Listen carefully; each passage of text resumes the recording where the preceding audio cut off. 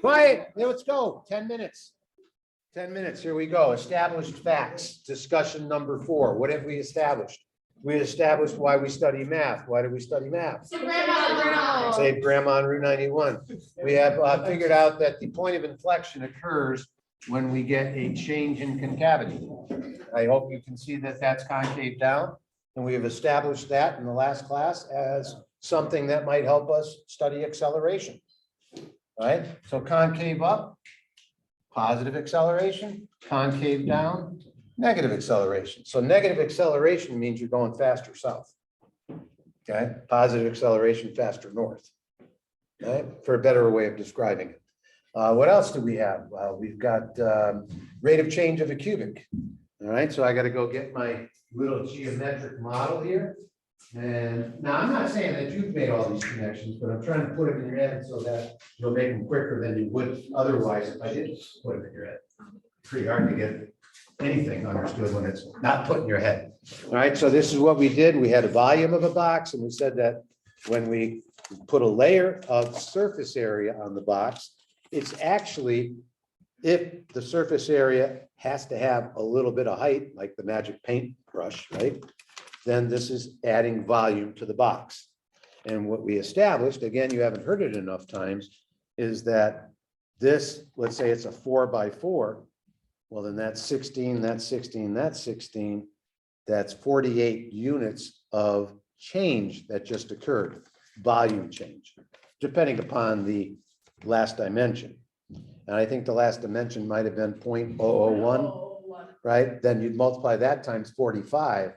And we added just a little bit of volume at an instant, which means that if you want to know how that is changing, then it's linked to surface area, right? Surface area. Now, why only 3 parts and not 6? Because the surface area has 6 parts to it, a cube, because we're changing only 3 dimensions, the width, the height, and the length, and that just changes 3 squares, okay? Again, it's pretty quick for you to see that without good computer graphics, and I don't know how to do much with the computer. Okay, so these are established facts. We also looked at day 1 at the cubic, but let's actually look at the rate at which it's changing. So let's say that this is 1, 2, 3. Let's just do the positive, right? 1, 1. Can we agree that 1, 1 is a location on that graph? But I'm going up at 3 times the side length squared. 1 squared is 1 times 3. I'm actually going up at 3 to 1 right there. Whereas at 0, when I don't have a volume, it's not changing at all. So can you see these little snippets of linearization going on with how I'm drawing it? Whereas 2 squared is 4. 4 times 3 is, I'm going up at 12 to 1. 2 cubed is 8. So at 8, let me get a little bit of help here. At 1, I'm going up at 3 to 1. I'll write 3 to 1. At 8, I'm at 2 gets me 8 units of volume, but I'm going up at 12 to 1, which is steeper, right? And at 27 units of volume, which comes from a 3 squared, 9 times 3, I'm going up at 27 to 1. Can you start to see those rates embedded in the graph? Okay, so in a calculus class, you write the equation of a line tangent to these graphs. And I hope if I tell you the slope is 12 and it passes through 2, 8, I hope you've got enough confidence coming out of this room to quickly write that.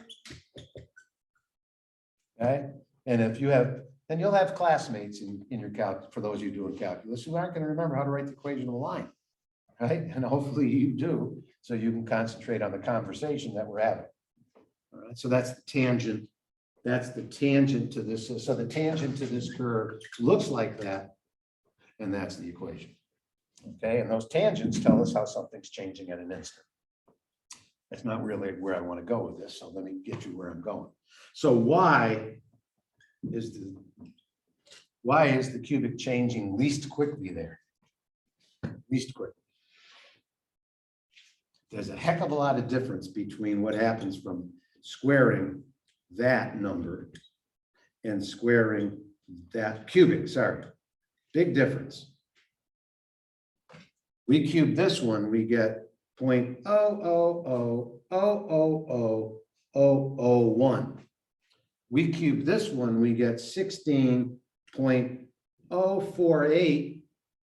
Oh, that's squaring and timesing by 3. Oh, interesting. 009. Oh, sorry.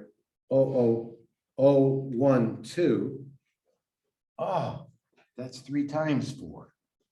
001. So there are definitely some patterns there. You know, and I remember making those numbers, and I'm going, there's a real pattern there. You know, what's the pattern? And, you keep thinking about it, eventually you see it.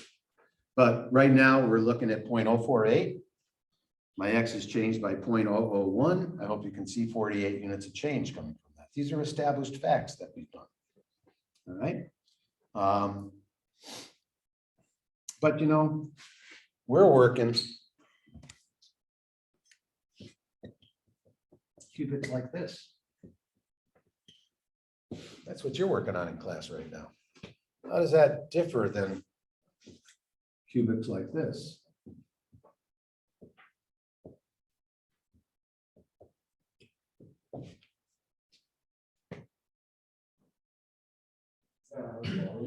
That's volume, 64 units of volume. That one shows where it crosses like that. So what's the difference between these two cubes? We don't know the cycle. You want to draw this one? With multiple side changes or, Well, that one's this, yes. yeah, but we don't have. How about I make that?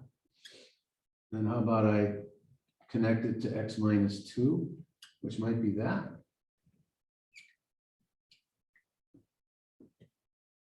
Yeah, that's pretty, I'm getting better at this. Repetition's helping me. What's the difference between the boxes? You have the height. We don't have exact Huh? numbers.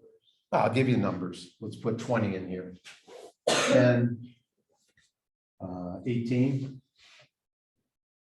That's 10, that's 18, and that's, was this X minus 10? Yeah. Yeah. And I'm putting 20 in. Yeah. Oh, then that's 20. No, I forgot what it's here, so that's 10. So that's 10. If I put 20 in, this is X minus 2. This is X minus 2, and this is X minus 10, yes? So I put 20 in, that's 10. If I put 20 in, that's 18. If I put 20 in, that's 20. 10. Having a tough day here.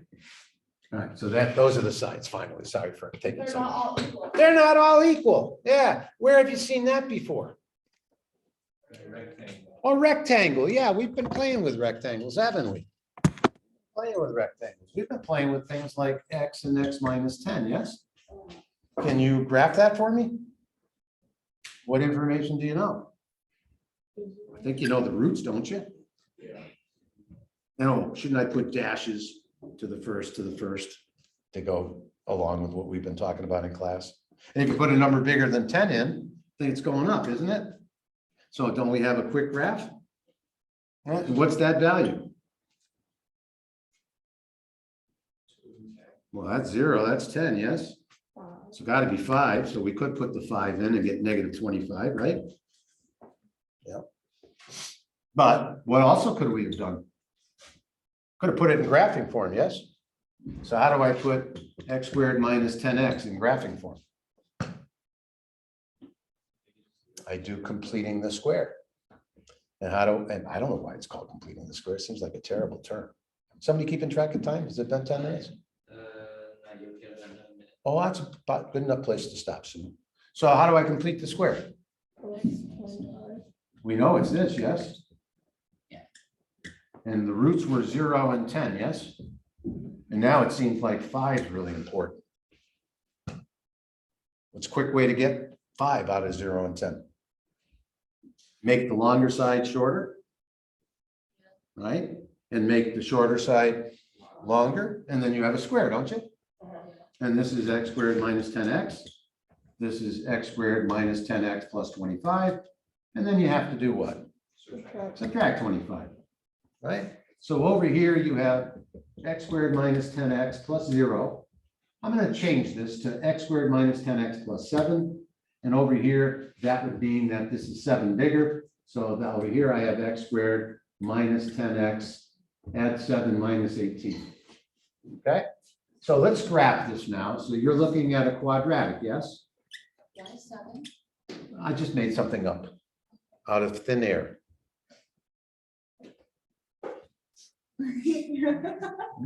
And minus 10x is this, yes? Oh, it's supposed to go through the origin. And positive 7 is that graph, yes? So I got 7, I got minus 10x, and I got x squared. Then you're going to add them all up and tell me what the graph looks like. That's 10 minutes. Go over 1 minute. Of course, over here, we have the graph of x minus. We have x minus 5 squared. Well, what's that graph look like? That's just a parabola at 5, yes? Yeah. And 7 is that graph. I want you to add those two graphs up. So right now it's 0, right now it's 7. If I add those two values, what do I get?